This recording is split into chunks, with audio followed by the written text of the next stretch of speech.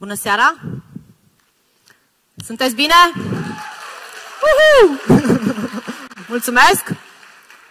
Mă bucur să fiu aici în această seară și să vă povestesc cât de minunate pot fi femeile la volan. Și să împărtășesc cu voi o poveste de succes.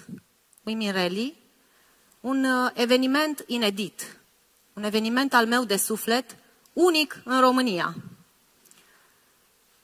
Un eveniment care a reușit să adune la start zeci de femei din toată țara, unite de aceeași pasiune, motorsportul. Această pasiune vine din copilărie pentru mine, moștenită de la tatăl și bunicul meu. Totul a început la vârsta de 7 ani, când, la recomandarea tatălui meu, m-am urcat într-un kart și atât de mult mi-a plăcut încât nu m-am mai dezlipit de el. Am fost norocoasă că am avut și susținerea mamei mele, astfel că am ajuns să particip 10 ani de zile la concursuri și să practic kartingul de performanță. Îmi place să spun că a fost o binecuvântare pentru mine să-mi petrec copilăria în lumea minunată a motorsportului. Deși iubeam mașinuțele, și păpușile aveau un loc special în sufletul meu, pentru că ele erau pacientele mele până când urma să-mi îndeplinesc visul de a deveni medic. Din acest motiv am fost nevoită să întrerup activitățile mele sportive și să mă pregătesc pentru admiterea la facultate. La câțiva ani după terminarea facultății, l-am cunoscut pe soțul meu, cu care urma să împărtășesc aceeași meserie de medic stomatolog, dar și aceeași pasiune, motorsportul, și cu care urma să avem 2 băieți care să ducă mai departe pasiunea noastră și în prezent să fie campion național la karting. Mulțumesc! La vremea aceea, soțul meu era pilot și organizator de raliuri, ceea ce pentru mine a fost o oportunitate să mă întorc la pasiunea mea din copilărie. Fiind în contact direct cu motorsportul, am participat la numeroase concursuri automobilistice de amatori și de fiecare dată m-am clasat pe podium. Mulțumesc! În toamna anului 2006 am participat la Raliul Toamnei. Eu și cu prietena mea, Felicia, în dreapta, eram singurul echipaj feminin din cele 29 prezente la start. Bineînțeles că băieții au făcut glumițe cu noi și ne-au întrebat unde ne sunt cratițele, ce le vom găti bun. Le-am spus că îi rugăm să aibă puțină răbdare până la finalul competiției. Rezultatele au fost neașteptate pentru unii, pentru că ne-am clasat pe locul 6 la general și pe locul 1 la clasa N, unde erau 13 echipaje.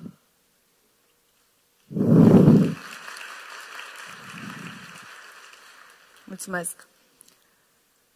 Am prins așa aripi atunci, însă am simțit că mi-ar fi plăcut să văd mai multe femei acolo. Și tot ce îmi doream era să transmit acea încredere nebună a mea cât mai multor femei și să le văd pe toate la o competiție automobilistică. Așadar, trăirile și experiențele mele m-au făcut să cred că aveam know-how necesar implementării unui proiect inedit. O competiție automobilistică pentru femei.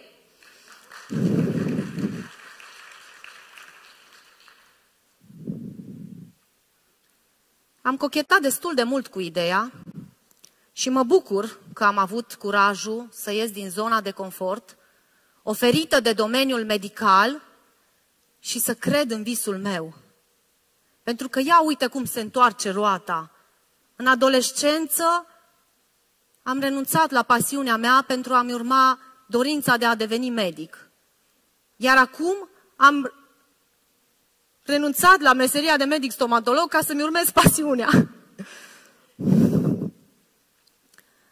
Am fondat în 2018 Women Rally cu scopul de a oferi doamnelor și domnișoarelor un cadru sigur și organizat în care unele să-și poată învinge anumite frici, iar altele să-și depășească limitele. Și astfel să dobândească mai multă încredere în abilitățile lor la volan și să se simtă și mai stăpâne pe ele în trafic. Mai mult de atât, îmi doream ca Women Rally să fie o rampă de lansare pentru cele care doreau să-și testeze limitele, să și le depășească și să meargă la un nivel superior în motorsport. A fost o adevărată provocare să organizez prima ediție, pentru că era ceva nou pentru toată lumea. Am hotărât în iunie 2018 să organizez primul eveniment în septembrie. Imaginați-vă, au fost 3 luni de vară în care toată lumea era plecată în concediu. Cred că am avut o doză de inconștiență pentru că nu aveam sponsori, nu aveam parteneri, dar iubeam atât de mult acest proiect încât o mare parte din eveniment l-am susținut din bugetul personal. A fost de mare succes. Am avut 32 de mașini și acest lucru m-a încurajat să merg mai departe, dar îmi doream foarte mult să cresc evenimentul. Așa că pentru anul următor mi-am propus direct 3 etape. În Cluj-Napoca, Timișoara și Alba Iulia. Încă nu, Iași. Cineva din sală mi-a șoptit Iași. Urmează. Da, apropo de acest lucru, îmi dorisem la un moment dat 4 etape pe perioada pandemiei, dar sunt fericită că am reușit să merg cu cele 3.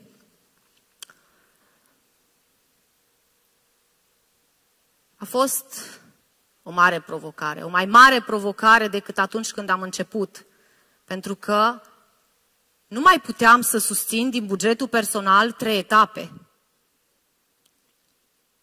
Evenimentul era la început, am încercat să dau telefoane, să transmit entuziasmul meu pentru acest proiect, dar a fost destul de dificil.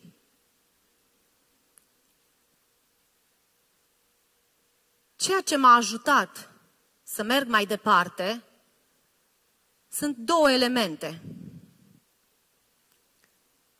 Prima este abilitatea mea de a-mi alege starea.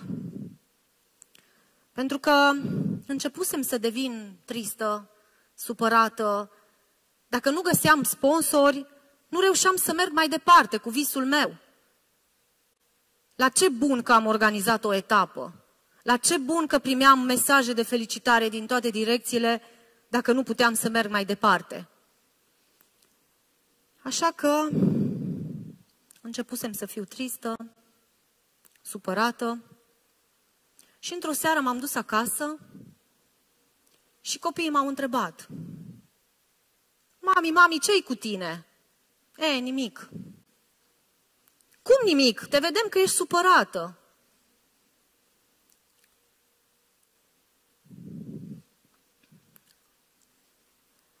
Am simțit cumva că starea mea îi influențează și pe ei. Și nu-mi doream asta.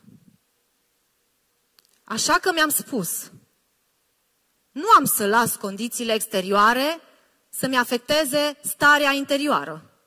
Am pus zâmbetul pe buze și m-am dus și le-am spus: Mami, este bine, nu are nimic.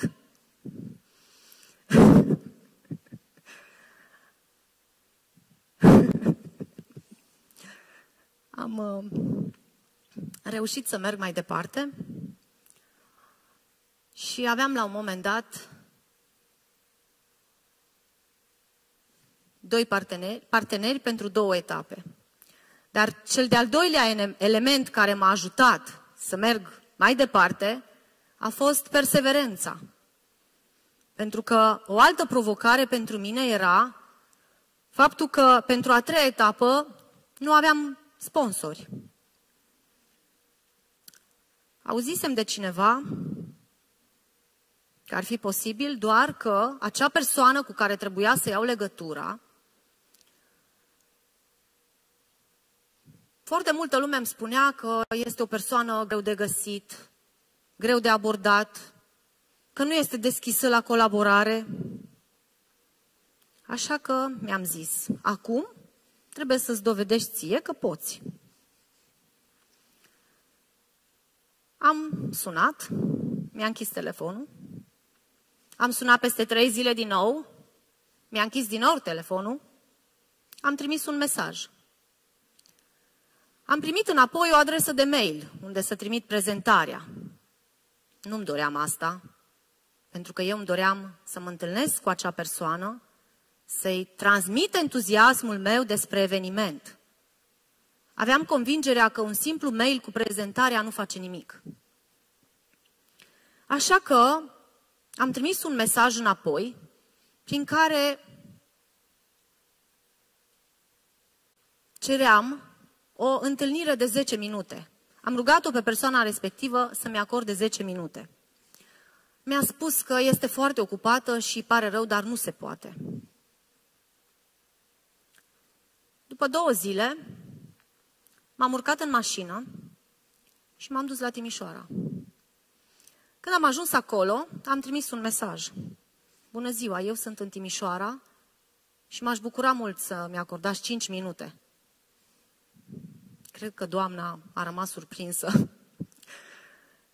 Și mi-a zis, bine, ne vedem la o cafea la ora 12. Ce credeți? Din 5 minute am stat la întâlnire 2 ore. Am ajuns să ne povestim inclusiv amintirile din copilărie, pentru că ne găsisem foarte multe lucruri în comun. Cu acea femeie despre care toată lumea spunea că nu este prietenoasă, că este inabordabilă.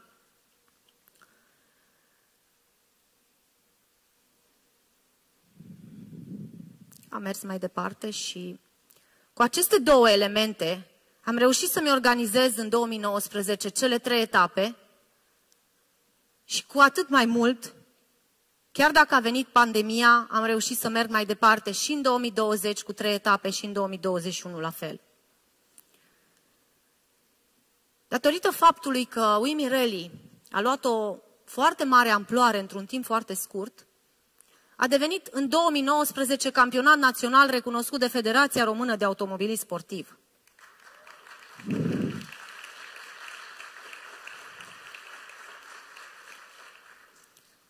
O satisfacție enormă pentru mine este faptul că prin îndeplinirea visului meu, eu am reușit să îndeplinesc visul multor femei. Pentru că ele mi-au declarat că de mult își doreau să participe la o competiție automobilistică. Haideți să vă spun ce înseamnă Women Rally pentru participante. Florina mi-a mărturisit că ea, în momentul în care se dă jos din mașină și închide portiera, parcă pășește pe covorul roșu. Patricia mi-a spus că și-a învins anumite temeri, că și-a depășit anumite limite și acum se crede un mic șumi la volan. Andreea ne spune că Women Rally nu este despre ce mașină ai, despre câți cai putere are sau despre ce timp arată cronometrul la linia de finish. Este despre experiențe noi, despre încredere și despre prietenie. Angela și Izabela sunt cele care au fost pentru prima oară, au participat pentru prima dată la o competiție automobilistică la Women Rally și au dus mai departe și au avut curajul să meargă mai departe la o competiție automobilistică unde predomină bărbați. Și pentru că o văd și pe Mirela, este și ea acolo cu Angela și cu Izabela, pentru că sunt cele trei care au avut curajul să meargă mai departe la competiții unde predomină bărbați și să îndeplinească acel vis al meu, ceea ce mi-am propus eu în 2006, să văd cât mai multe femei la o competiție automobilistică și nu la Women Rally, ca acolo unde sunt competițiile automobilistice, unde predomină bărbați.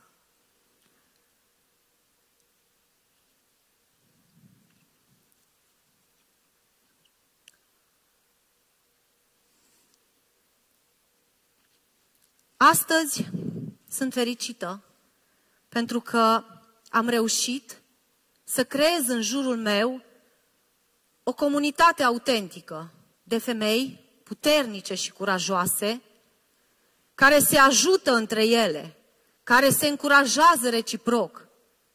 O lume mai încrezătoare în propriile forțe, o lume mai bună. Și cred cu tărie că o lume mai bună începe cu mine, cu tine, cu tine, cu tine. Și vă rog să repetați după mine, o lume mai bună începe cu mine.